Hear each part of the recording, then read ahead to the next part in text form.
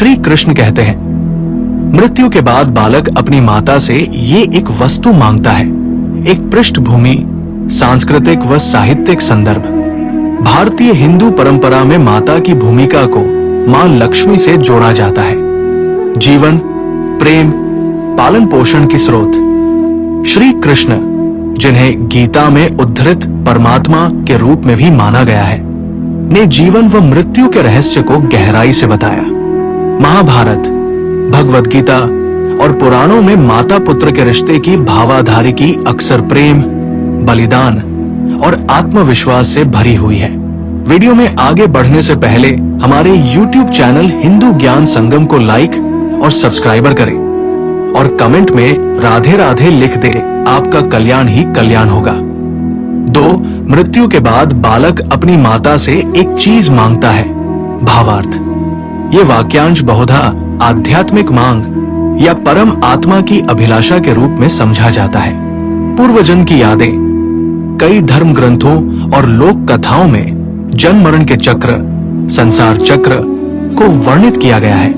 मां का स्वरूप केवल एक शारीरिक परवरिश नहीं, बल्कि वो आत्मा की आध्यात्मिक गुरु भी होती है, जो उसकी विभोरता, प्रेम और सुरक्षा की अंतिम कड़ी बनती है। आत्म मृत्यु के क्षणों पर बालक को मां से जो मांग है, वो भावनात्मक सुरक्षा, पूर्ण आराम अथवा वासनाओं से मुक्ति भी हो सकती है। 3 मां से वही एक चीज क्यों विशिष्ट? नशा या बुद्धि।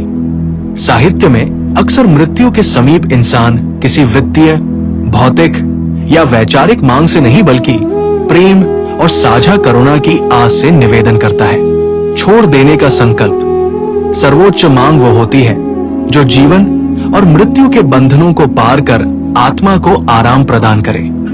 4. आध्यात्मिक दृष्टि, गीता और पुराणों से विवेचन। गीता में श्री कृष्ण ने कहा, माम आत्मा संशयात, मेरी आत्मा में संदेह मत करो, यानी मेरी शरण में आओ। परमात्मा ही अंततः आत्मा को मोक्ष, ज्ञान और कल्याण देते हैं। बालक, जो निष्कलंक और निस्वार्थ प्रेम का प्रतिमान है, मृत्यु के समय एक अंतिम मांग करता है, एक संकल्प, एक शरण, एक प्रेम आधार। 5. विश्लेषण। क्या मांग हो सकती है? जीवन का पुनः अनुरोध। कई ग्रंथों व पौराणिक लोक कथाओं में देखा गया है कि मृत्यु के समय भी जीवन की लौ जलते रहने की इच्छा रहती है। परंतु यदि श्री कृष्ण कह रहे हो कि एक मांग, तो ये ज्यादातर जीवन प्रत्यर्पण नहीं, बल्कि स्वीकार हो सकता है। गुणों की वृद्धि, शांत चित्त, त्याग, निष्काम भाव। ऐसी मांग आत्मा के लिए सर्वोच्च वरदान कहलाती है। भगवद गीता में कहा गया है कि जिसने मुझ में माया और बुद्धि में एकरूपता धारण की, वो विष्णु रूपी विश्राम में पहुंचता है। मुक्ति, मोक्ष। श्री कृष्ण की शिक्षाएं मृत्यु नहीं, बल्कि जीवन की समस्त वासनाओं का त्याग एवं परम प्रेम को अपनाने पर आधारित है। उस समय मां से पूछ जाता है, मुझे मोक्ष दे दो, मुझे संसार से मुक्ति दो। 6. आधुनिक संदर्भ, मनोवैज्ञानिक दृष्टि। बच्चे की निर्भयता। जन्मजात बच्चों की निर्जीव निर्भरता होती है, मरते समय भी उस निर्भरता की आकांक्षा रहती है। बाल मनोविज्ञान हमें बताता है, जो मां बच्चों को देती है, वही सुरक्षा चाहती है, वे मौत तक भी।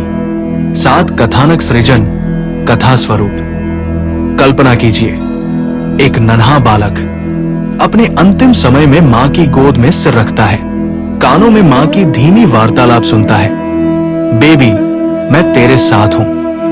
वो धीमी आवाज मांगती है, मां मुझे कोई डर नहीं होगा? मां क्या मैं तुम्हारे कारण सुरक्षित चलूंगा?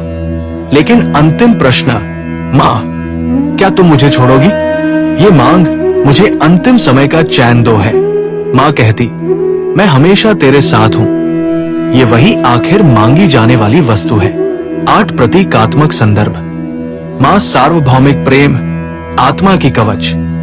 बालक आत्मा, जिसे कष्ट और मृत्यु से मुक्ति की तृष्णा।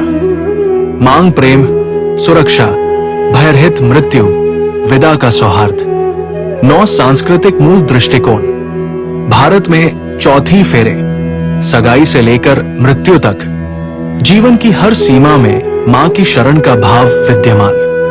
आरती, शुद्धि, अंत्येष्टि संस्कारों में भी मां की उपस्थिति का अनुभव, मुक्ति देने वाले भाव का विस्तार। 10 संक्षेप। एक भयरहित शरण।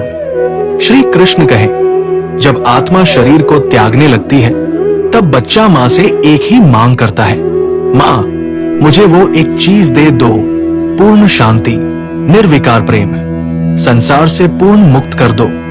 ये मांग मात्र आत्मा की आखिरी क्षय में अपने प्रिय के पास डटकर स्वीकृति का आग्रह है।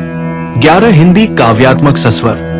मां मुझे वो मौन दान दो जिससे मेरा अंत हो चैन से, तुम्हारा प्रेम, तुम्हारी गोद, मुझे दे दे अंतिम क्षण में शाश्वत सुरक्षित स्थान। इस कथन में कोई भौतिक मांग नहीं बल्कि आध्यात्मिक, भावनात्मक और आत्मीय मांग है। ये अंतिम क्षण में मां के स्नेह, उसके कवच, उसके निर्विकार प्रेम की आवश्यकता है, जिससे आत्मा को मृत्यु के भय से मुक्ति मिल सके और आत्मा निर्विघ्न, मुक्त, सुखपूर्वक परम शरण में समा सके। यही है वो एक मांग, अंतिम पूर्णता, पूर्ण प्रेम, पूर्ण मोक्ष। आज के लिए बस इतना ही। मिलते हैं न्यू वीडियो पर। जय हिंद, जय भारत।